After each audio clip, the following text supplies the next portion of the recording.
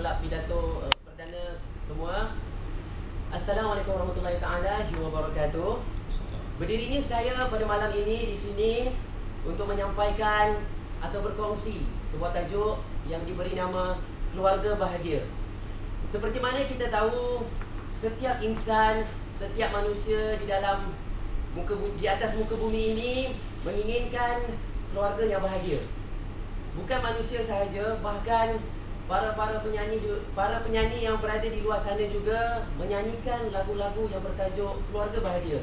Sebagai contoh, lagu kumpulan nasyid Saujana, Sedamai Taman Firdausi, limpahan kasih, sayang sejati, seharum semerbak kasturi, mengharumi hidup insani, indahnya, damanya keluarga yang bahagia. Tuan-tuan puan-puan, keluarga bahagia, bahkan lagu juga rasa seronok dengar apabila adanya nama keluarga bahagia.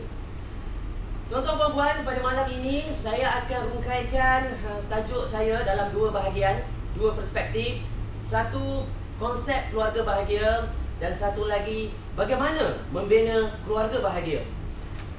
Saudara-saudari sekalian, keluarga dan bahagia adalah kombinasi dua perkataan. Keluarga bermaksud dua orang atau lebih dari dua individu yang tergabung melalui hubungan darah ataupun hubungan perkahwinan. Manakala bahagia menurut Kamus Dewan ditakrifkan sebagai suasana yang aman, damai dan gembira. Namun sayangnya, tuan-tuan puan-puan, terjemahan ini tidak takrif yang berada di dalam Kamus Dewan Bahasa ini tidak diterjemahkan dalam kehidupan keluarga. Kerana mengikut kajian JAKIM, Jabatan Agama Islam, menyatakan setiap 15 minit sepasang keluarga Islam bercerai. Setiap 5 hari seorang bayi dibuang. Setiap 2 hari remaja lari dari rumah. Kalaulah terjemahan keluarga bahagia ini diterjemahkan di dalam keluarga kehidupan di luar sana, tentu tidak berlaku perkara-perkara seperti ini. Sayang, 1000 kali sayang tuan-tuan. Untuk mendapatkan nikmat keluarga bahagia tidaklah begitu mahal. Orang miskin pun boleh mendapatkannya. Namun sayang, tidak ramai yang dapat menjalani kehidupan keluarga bahagia ini. Tuan-tuan puan-puan, itu konsep berdasarkan perspektif maksud keluarga bahagia.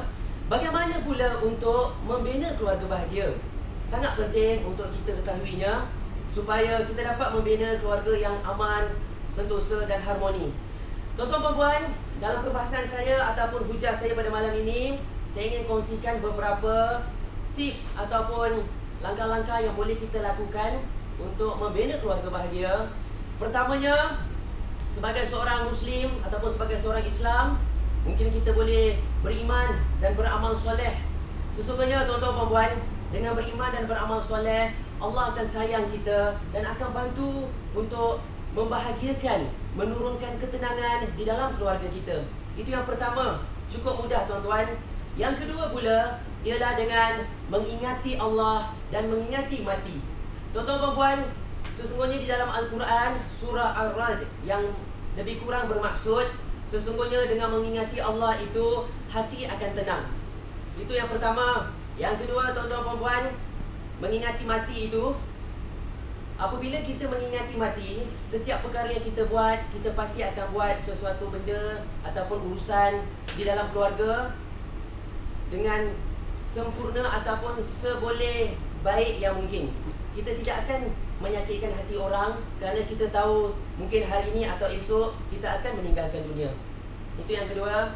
Yang ketiga, tuan-tuan dan puan-puan, kita seharusnya sebagai seorang mungkin suami ke ataupun isteri ataupun siapa-siapa individu yang menginginkan keluarga yang bahagia, bolehlah melihat kelebihan yang ada pada setiap insan. Janganlah lihat kekurangan. Apabila kita lihat kelebihan, insya-Allah kita akan bersyukur. Jika kita lihat kekurangan, setiap masa, setiap waktu kita akan mengadu. maka di manakah kesyukuran akan timbul. Itu yang ketiga. Dan yang terakhir, tuan-tuan dan puan, seboleh-bolehnya untuk membina keluarga yang bahagia, sentiasalah